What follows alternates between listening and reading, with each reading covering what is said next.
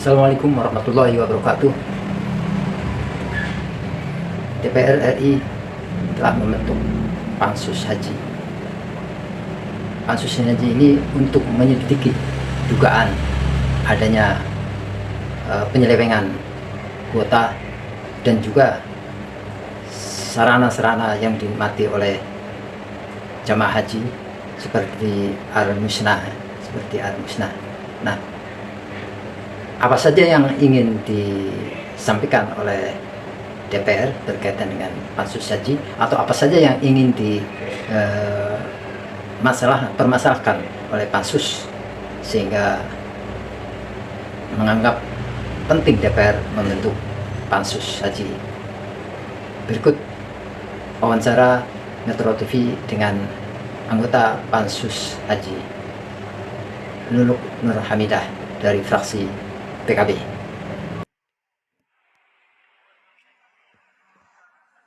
Pembahasan selengkapnya sudah bergabung bersama kami anggota Pansus Haji DPR RI yang juga merupakan Ketua DPP PKB Luluk Nur Hamidah.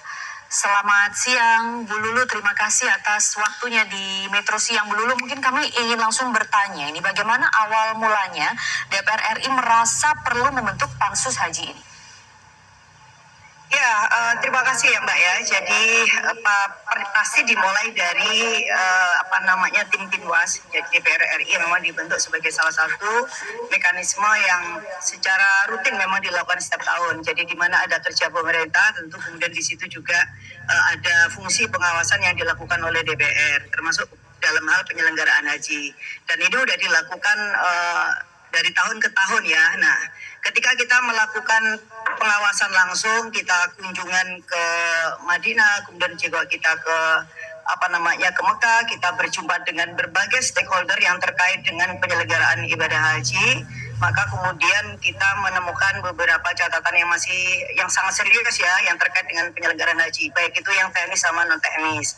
Kalau yang kemudian yang katanya dengan layanan dan lain-lain, saya kira semua sudah paham ya bahwa beberapa hal yang sangat krusial, misalnya soal catering misalnya, yang kemudian itu akan dibandingkan antara nilai harga dan kemudian menu makanan, belum lagi kemudian ada kesepakatan juga yang terkait dengan rasa Nusantara yang memang itu harus menjadi salah satu poin penting, termasuk juga penggunaan bahan baku yang diupayakan semaksimal mungkin itu harus dari tanah air, sehingga kita juga mendapatkan nilai tambah dari adanya haji ini, bukan malah kemudian negara-negara lain.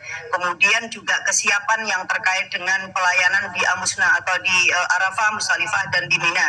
Dan ini juga berkali-kali kita sampaikan, termasuk juga pada saat rapat bersama dengan Pak Menteri, mitigasi pada saat di Amusna bagaimana skenario yang dilakukan itu seperti apa, karena jangan sampai pada saat puncak haji kemudian ada kendala-kendala yang berarti hanya karena ketidaksiapan dari pemerintah.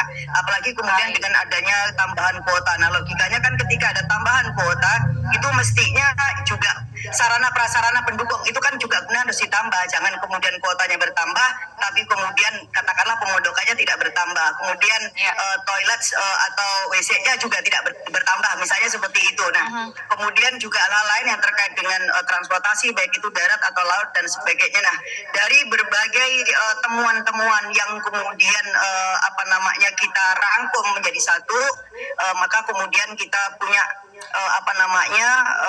pikiran, oh ini nggak bisa ternyata diselesaikan dengan panja. Karena apa? Karena ini ada isu-isu lain yang kemudian mengiringin ya dari temuan-temuan kita itu, termasuk yang sangat penting dan sangat mendesak itu yang terkait dengan soal kuota haji reguler yang menjadi ke haji plus gitu. Jadi ada tambahan 20.000 kuota ini yang kemudian tidak serta-merta diikutin dengan kesepakatan bersama dengan Kementerian Agama, padahal itu sudah ditandatangani bersama dan itu juga sudah melahirkan kepres. Nah, ini yang kemudian pada saat kita rapat bersama dengan Menteri Agama ya, jadi bukan setelah kita pulang, pada saat kita rapat dengan Menteri Agama di Tanah Suci yang waktu itu juga dipimpin oleh Wakil Ketua DPR yaitu Bapak Ludwig, di situ sudah diambil kesimpulan ini akan ditindaklanjutin dengan pansus, karena memang memang Kementerian Agama belum bisa memberikan jawaban yang terkait dengan kenapa kok ada pengalihan kuota yang sebegitu besarnya, yang seharusnya ini menjadi haknya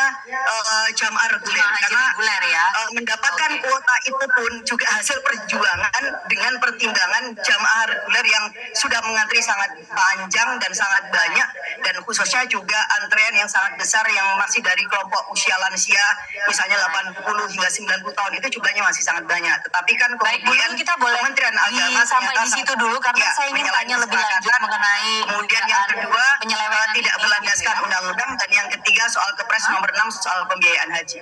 Oke, kita mungkin akan gali lebih lanjut mengenai dugaan adanya penyelewengan atau indikasi jual beli kuota begitu yang menguntungkan pihak tertentu yang seharusnya itu diperoleh oleh jemaah haji reguler. Nah, dari hasil penyelidikan lapangan yang dilakukan selama ini dari DPR itu temuannya sejauh apa? Bukti-bukti kuat ke sana tuh sejauh apa sampai memang merasa bahwasannya memang oh iya sepertinya memang ada indikasi penyelewengan kuota jemaah haji 2024.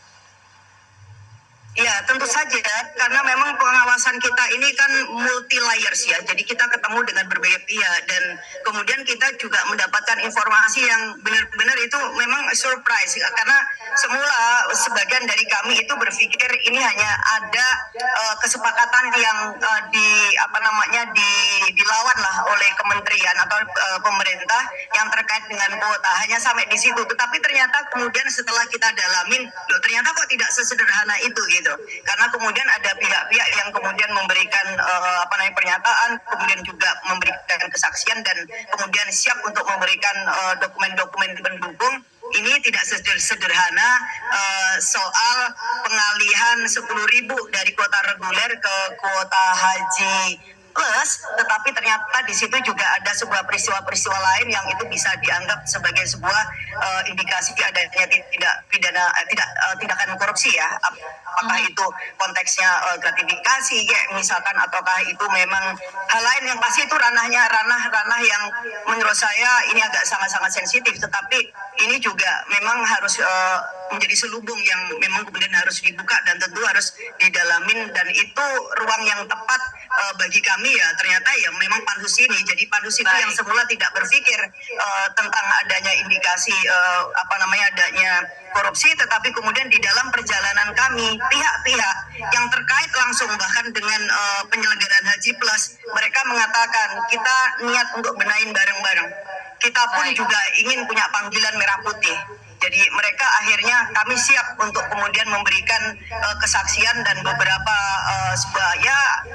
informasi yang awalan itu sudah dijelaskan, kemudian juga semacam urutan-urutan lah apa yang kemudian mereka harus keluarkan untuk bisa mendapatkan penunjukan haji plus itu. Dan ini saya kira sangat mudah ya untuk bisa dicerna oleh masyarakat awam. Kalau ada haji reguler kemudian menjadi haji plus, ya tentu pasti akan ada pihak yang diuntungkan. Karena apa ya? Karena ada selisih harga ya dan biaya yang sangat besar yang bisa diterima oleh baik itu pihak travel atau pihak-pihak lain yang mungkin memberikan penunjukan kepada biro-biro travel haji umroh ini gitu.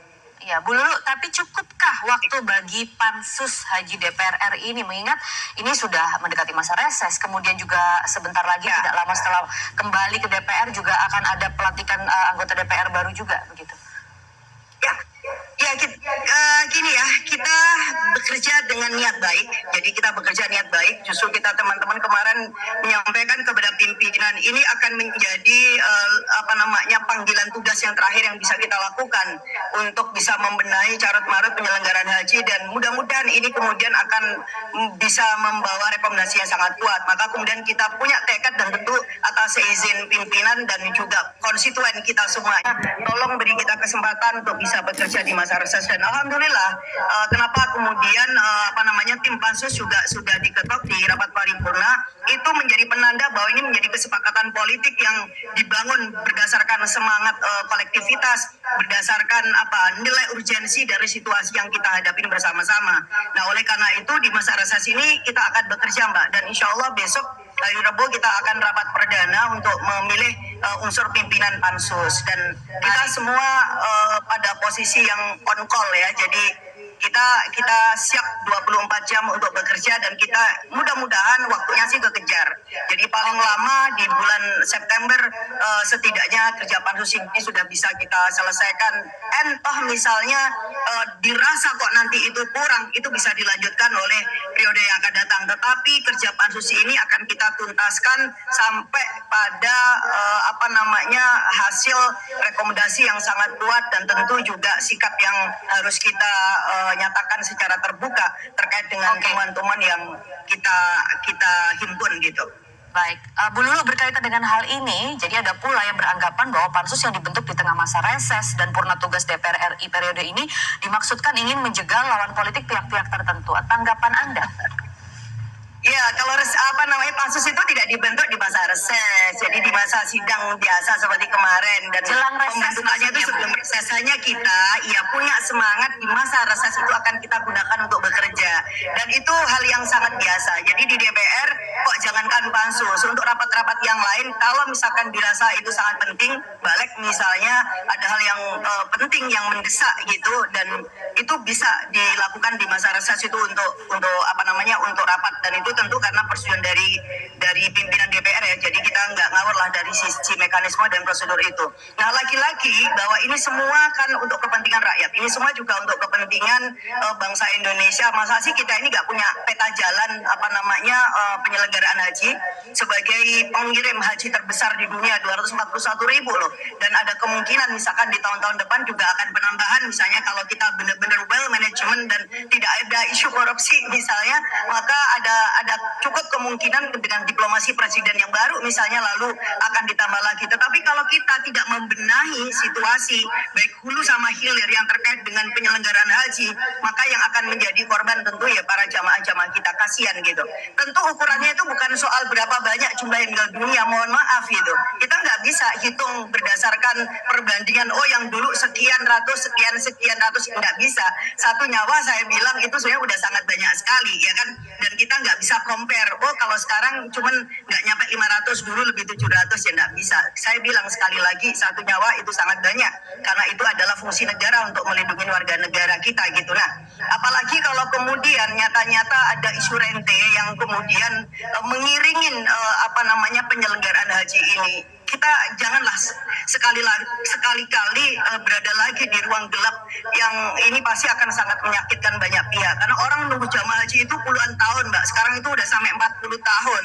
Dan banyak orang itu yang menabung dari rupiah demi rupiah. Tidak semua orang itu kaya yang kemudian bisa beli kuota haji plus saat ketika dia dikasih kesempatan.